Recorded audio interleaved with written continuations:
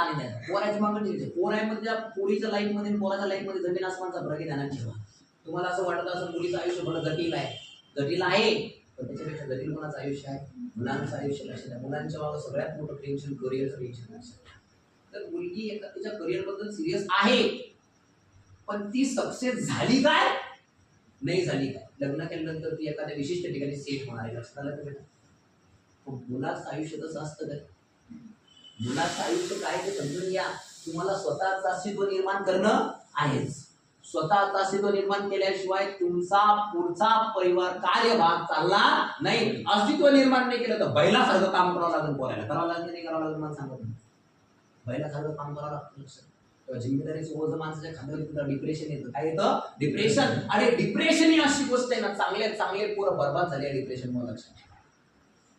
त्याच्यामुळं मुलांनी नेहमी आता